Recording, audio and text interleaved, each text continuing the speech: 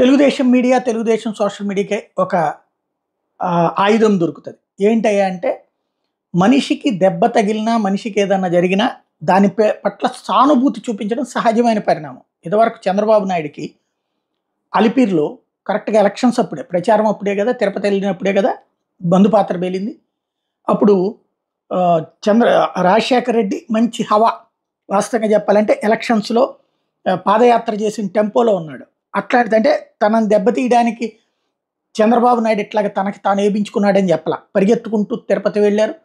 చంద్రబాబుని పరామర్శించడంతో పాటుగా అక్కడే ఉన్నటువంటి సెంటర్‌లో సత్యాగ్రహం చేసి వచ్చారు. మౌన దీక్ష చేసి ఇట్లాంటి హింసాకాండ ఉండకూడదు అని.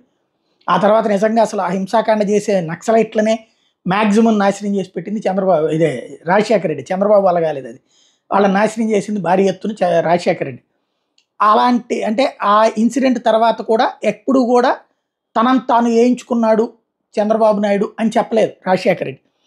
అయితే జగన్ మీదన అప్పుడు రాజమండ్రి ఎయిర్‌పోర్ట్‌లో దాడి జరిగినప్పుడు ఏం ప్రొజెక్ట్ చేసుకొచ్చారు, తనని తానే అన్నటువంటి. చంద్రబాబే కదా అప్పుడు అధికారంలో ఉంది.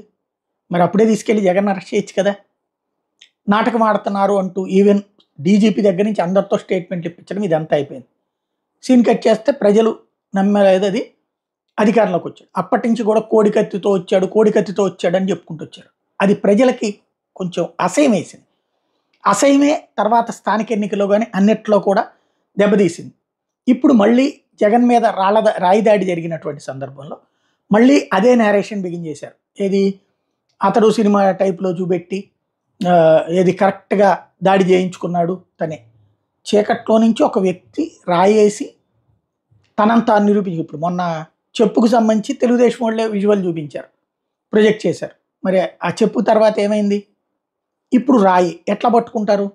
జ మీదకి దాడికెళ్తే ఎవరైనా పట్టుకుంటారు. చీకట్లో నుంచి ఎవడో రాయేస్తే ఎట్లా పట్టుకుంటారు? అది జగనే ఏపించుకున్నాడు. తన కంటి దగ్గర తగిలించుకోవాలని అనుకున్నాడు. ఇలాంటి నేరేషన్‌తో ప్రారంభించారు. ఇది ఆంధ్రప్రదేశ్‌లో ఇంత దౌర్భాగ్యం ఏంటి అంటే అంతే అట్లాగే ఉంటది. ఇప్పుడు చంద్రబాబు నాయుడు గారికి సంబంధించినటువంటి ఉన్నప్పుడు ప్రవర్తన, ఇప్పటి ప్రవర్తనకు ఉన్నటువంటి తేడా అదే.